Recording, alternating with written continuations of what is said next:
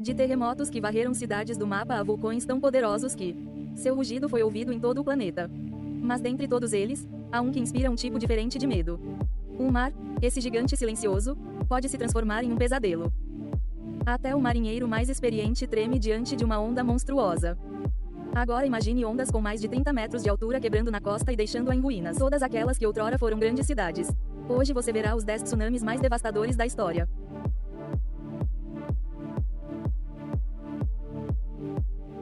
Há 129 anos, em 1896, o Japão ainda estava longe de ser a potência industrializada que é hoje. Nós sabemos hoje. Embora o governo estivesse começando a se abrir para o mundo, em muitas regiões rurais, na cidade de Sanrico, a vida era simples e profundamente ligada ao ambiente que a rodeava.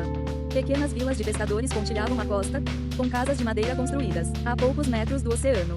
Na noite de 15 de junho, quando tudo parecia calmo, um terremoto atingiu a região, gravado ao largo da costa. O terremoto teve magnitude 8,5, mas seu impacto em terra foi leve. O solo vibrou por alguns segundos, o suficiente para acordar alguns dos habitantes. A maioria das pessoas não achava isso importante. Sem sinais visíveis de danos, muitos voltaram a dormir, sem se darem conta do que estavam fazendo. Um erro catastrófico. 35 minutos depois, o tsunami atingiu a região com uma violência avassaladora. Uma onda de quase 40 metros de altura atingiu várias áreas da costa sem dar qualquer sinal de vida. Em reação, houve destruição de casas, barcos e milhares de vítimas. Este tsunami foi causado por um fenômeno raro, um terremoto de deslizamento de terra. Esse, diferentemente dos terremotos comuns, este não causou tremores violentos nem disparou alarmes. Ocorreu nas profundezas da terra, liberando energia silenciosamente e deformando-a, o fundo do mar sem ser detectado. Por isso a onda chegou sem aviso prévio. Um tsunami silencioso, mas devastador. Mais de 22 mil pessoas perderam a vida, e quase todas se afogaram no tsunami. Não por causa do terremoto. O mais trágico é que muitos haviam deixado suas casas acreditando que o pior já havia passado. No passado, quando na realidade estavam se dirigindo diretamente para a área mais perigosa. Até hoje, o tsunami de Sanrico permanece um dos mais mortais e desconcertantes. Nunca gravado.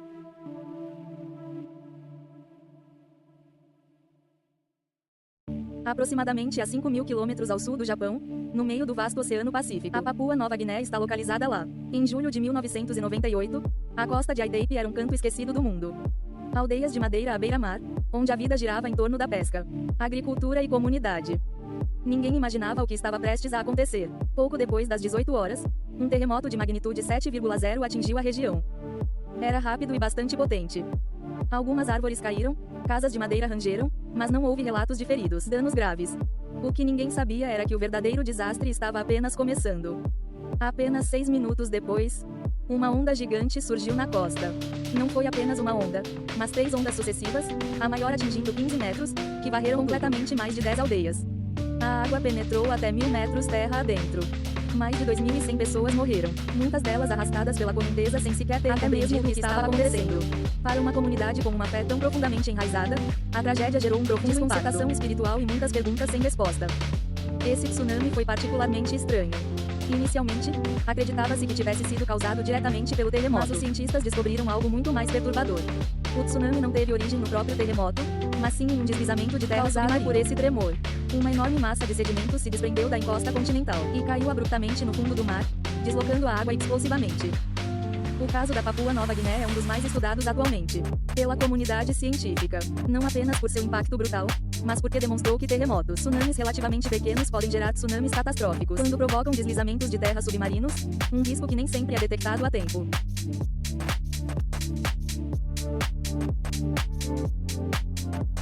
De Papua Nova Guiné, viajamos para a Indonésia, uma nação formada por mais de 17.000 ilhas, e está localizada em um dos cinturões vulcânicos mais ativos do planeta. Entre as ilhas de Java e Sumatra fica o Estreito de Sunda. E em seu centro ergueu-se o vulcão Anak Krakatoa, filho do lendário Krakatoa. Era um vulcão sob constante observação. Mas aquela noite provou que até mesmo a vigilância mais rigorosa pode falhar. Na noite de 22 de dezembro de 2018, o vulcão entrou em erupção e parte de sua encosta desabou, caindo diretamente no mar. Não houve nenhum terremoto de grande magnitude, e é por isso que os alertas não foram ativados. A verdadeira causa do tsunami foi um enorme deslizamento de terra submarino, que deslocou milhões de litros de água em segundos. Em plena escuridão, às 9h30 da noite, as ondas atingiram as costas de Java e Sumatra sem aviso prévio. Os sistemas de proteção contra tsunamis do país, que dependem de sensores sísmicos, eles não detectaram nada de anormal. Entretanto, muitas pessoas estavam curtindo os shows. Eles passeavam pela praia ou jantavam com suas famílias. Um dos momentos mais chocantes aconteceu durante uma apresentação ao vivo da banda Seventeen. O público estava gravando com seus celulares quando a onda destruiu completamente o palco. Vários músicos e espectadores morreram.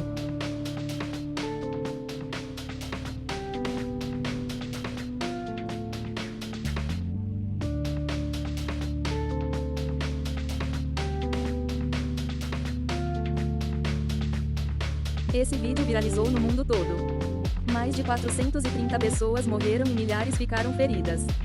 Foi um dos poucos tsunamis modernos, causada exclusivamente por uma erupção vulcânica.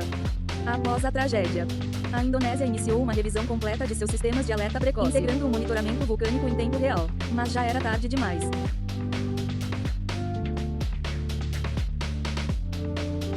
Da Indonésia, viajamos agora para a Europa, vários séculos atrás. Naquela época, o mundo não era como o conhecemos hoje. As principais capitais que concentravam o poder, riqueza e influência eram encontradas em Roma, Paris, Londres e, claro, Lisboa. No século XVIII, a capital de Portugal era uma das cidades mais importantes do mundo. Um importante centro comercial, com intensa atividade marítima e arquitetura deslumbrante. Mas tudo mudou em 1º de novembro de 1755. Às 9h40 da manhã, milhares de pessoas em Lisboa assistiram à missa para o Dia de Todos os Santos, um importante feriado católico, dedicado a honrar os santos e os falecidos. Em Lisboa, a religião era o centro da vida cotidiana, e a maioria da população vivia com profunda devoção e fé. Por volta dessa época, as primeiras tentativas de detecção de terremotos, eles eram praticamente rudimentares. Os cientistas estavam apenas começando a estudar terremotos, e não havia sistemas de alerta. Isso poderia alertar a população com antecedência. Naquele exato momento, um violento terremoto de magnitude entre 8,5 e 9,0. Aquilo fez a cidade tremer, em questão de minutos. Prédios inteiros desabaram. Igrejas com milhares de pessoas lá dentro. Devido às festividades, as coisas deflagraram em vários locais. Mas o pior ainda estava por vir. Como detectores de terremotos eram praticamente inexistentes, a população não fazia ideia do que estava prestes a vivenciar. Após o terremoto, um tsunami chegou do poderoso Oceano Atlântico, atingindo a costa portuguesa, com ondas que ultrapassaram os 10 metros de altura. A onda varreu as docas e as zonas baixas de Lisboa, ampliando a destruição e deixando milhares de pessoas presas, entre os escombros e a água. Para piorar ainda mais a tragédia, incêndios deflagraram em vários locais, que queimou durante dias, consumindo o pouco que restava de pé. As perdas humanas são estimadas em dezenas de milhares, e a devastação foi tão profunda que Lisboa teve que ser praticamente reconstruído do zero. Em meio ao caos, surgiram questões que abalaram as crenças mais profundamente enraizadas. Como Deus pôde permitir tal catástrofe? E bem no dia de Todos os Santos, com as igrejas lotadas. O impacto emocional foi muito forte, e o debate se espalhou por toda a Europa. Muitos começaram a questionar a ideia de desastres como castigos divinos, e eles buscaram respostas na ciência. O Marquês de Pombal, ministro português, ele ordenou uma investigação sem precedentes. Ele pediu aos sobreviventes que descrevessem, com detalhes sobre a duração do terremoto, o comportamento do mar e a direção das chamas. Foi uma das primeiras tentativas documentadas para compreender um desastre natural de uma perspectiva científica. Em março de 1964, o Alasca, ainda jovem como estado dentro dos Estados Unidos, ele sobreviveu a um dos piores desastres naturais nunca antes registrado no continente. Naquele dia, tudo mudou em questão de minutos. Era Sexta-feira Santa, 27 de março, o que, felizmente, causou milhares de pessoas em escritórios ou escolas. Às 5h36 da tarde, a Terra começou a tremer com violência implacável. Foi um mega terremoto de magnitude 9,2, a mais forte já registrada na história dos Estados Unidos e a segunda mais poderosa do mundo, que durou quase 4 minutos, um tempo eterno para aqueles que o vivenciaram. O terremoto danificou as estradas. A enchente afundou bairros inteiros e provocou o desabamento de prédios. Mas o mais devastador não foi o terremoto. Mas o que aconteceu em seguida? Minutos depois, uma série de tsunamis atingiu a costa sul do Alasca. As ondas ultrapassaram os 30 metros em locais como Valdez e Chenega, ceifando a vida de mais de 1/3 de seus habitantes. O que surpreende é que o Oceano Pacífico, a maior do planeta, com 165 milhões de quilômetros quadrados, ele também ficou chocado. As ondas viajaram milhares de quilômetros, chegando ao Havaí, causando danos na Califórnia e chegando até ao Japão. A tragédia deixou 131 mortos, e transformaram para sempre a forma como são estudados, e eles monitoram tsunamis gerados por terremotos em todo o mundo.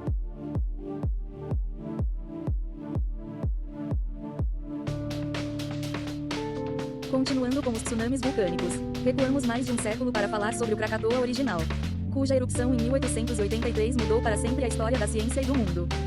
localizada entre as ilhas de Java e Sumatra. Krakatoa é o vulcão pai Anak Krakatoa, responsável pelo tsunami de 2018. Mas se o filho fosse letal, o pai era apocalíptico. Durante semanas, o vulcão apresentou sinais de atividade, mas ninguém esperava o que estava por vir. Na manhã de 27 de agosto, o vulcão Krakatoa entrou em colapso e o mar entrou em contato com magma superaquecido. Naquele instante, ocorreu uma das explosões mais poderosas já registradas. A explosão foi ouvida a mais de 4.800 quilômetros de distância. Em navios próximos, os marinheiros sofriam sangramento nos ouvidos, perda auditiva e até morte causadas apenas pela pressão sonora. A onda de choque circulou o planeta diversas vezes. O tsunami que se seguiu foi igualmente brutal. As ondas não avançaram em linha reta. Eles cercaram as ilhas do Estreito de Sunda e atacaram de vários ângulos, devastando aldeias inteiras. Em algumas áreas, estimou-se uma altura de até 40 metros, o suficiente para devastar comunidades inteiras, arrancando árvores e afundando barcos.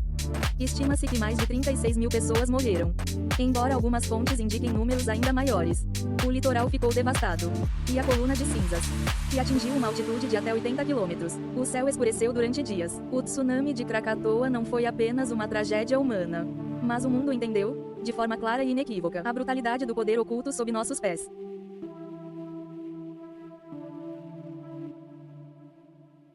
Em 22 de maio de 1960, o Chile foi abalado pelo terremoto mais poderoso já registrado na história moderna. A terra tremeu durante quase 10 minutos com uma magnitude de 9,5. Foi tão violento que alterou ligeiramente a rotação do planeta, deslocou a crosta terrestre em vários setores e reduziu a duração dos dias em uma fração de segundo. Mas, embora isso possa soar brutal demais, infelizmente, o mais devastador aconteceu depois. Minutos após o terremoto, um tsunami monstruoso surgiu na costa chilena. As ondas, com até 25 metros de altura. Eles dizimaram comunidades inteiras sem dar aos seus habitantes tempo para escapar. Em muitas áreas, o mar recuou primeiro, expondo o fundo do oceano. Um espetáculo estranho, que atraiu vários espectadores, sem saber que era sinal de algo pior. Minutos depois, o oceano retornou com a força de uma cidade em colapso. Cidades como Talcahuano. Os portos de Corral e Avetra foram praticamente apagados do mapa. Navios pesados foram arrastados até 400 metros para o interior. E alguns ainda estão lá, onde o mar os lançou à costa há mais de 60 anos. O mar, transformado em uma muralha destrutiva, arrastou casas como se fossem feitas de papel. Mais de 3 mil pessoas morreram em um dos episódios mais sombrios da história do Chile e do mundo. E a tragédia não parou na América do Sul. As ondas atravessaram mais de 17 mil quilômetros do Oceano Pacífico. Em apenas 22 horas, atingiu duramente o Havaí, o Japão e as Filipinas. No Japão, 138 pessoas morreram devido a ondas de até 6 metros de altura, demonstrando que uma onda nascida no Chile, ele poderia matar do outro lado do mundo.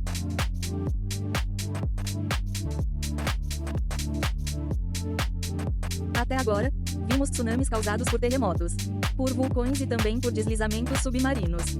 E embora todos esses fenômenos, eles são capazes de gerar ondas gigantes, existe uma categoria ainda mais extrema, os chamados megatsunamis.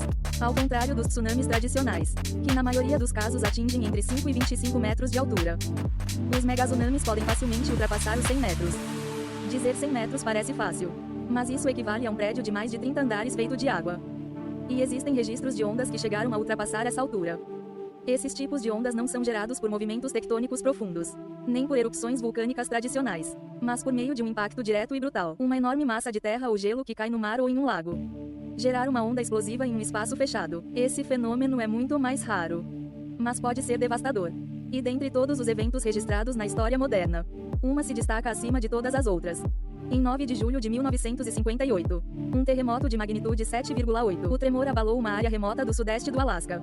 Esse terremoto causou o deslocamento de mais de 30 milhões de metros cúbicos de rocha. Desprendeu de uma encosta íngreme e caiu quase 900 metros em queda livre, diretamente sobre as águas da Baía de Lituia. Um fiord rodeado por montanhas. O impacto foi tão colossal que gerou uma onda, que varreu tudo em seu caminho, com uma altura estimada de 524 metros. Sim, mais de meio quilômetro de água foi levantado verticalmente. As árvores foram arrancadas pela raiz. A vegetação foi destruída, e uma marca nítida ficou gravada nas encostas. Um testemunho visual que ainda pode ser visto hoje, mais de 60 anos depois. Incrível, houve 2 sobreviventes. Eles estavam em um barco e foram erguidos pela onda sem virar, explorando parte da baía com ela. Seu depoimento permitiu que os cientistas reconstruir este evento único. Este foi o tsunami mais alto já registrado com dados confiáveis e demonstraram que a combinação de geografia fechada, deslizamentos de terra extremos e massas de água confinadas pode produzir ondas impossíveis de parar ou de escapar.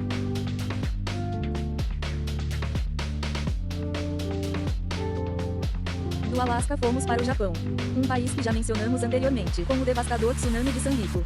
Ocorreu 129 anos antes. Desde então, o Japão sofreu diversos desastres naturais. Nenhuma tão destrutiva quanto aquela, mas o suficiente para impulsionar o país. Investir bilhões de dólares em sistemas de prevenção e alerta precoce. Durante décadas, o Japão desenvolveu uma das infraestruturas, os sistemas sísmicos mais avançados do planeta, sensores subaquáticos, redes de boias, muros de contenção, treinamentos constantes e protocolos rigorosos. Mas em 11 de março de 2011, tudo isso foi posto à prova e falhou tragicamente. Às 2h46 da tarde, um poderoso terremoto de magnitude 9,0 abalou a região de Tohoku, na costa nordeste do país. Foi o terremoto mais forte já registrado no Japão, e a quarta mais poderosa do mundo, desde que os registros modernos começaram a ser mantidos. O tremor durou mais de 6.000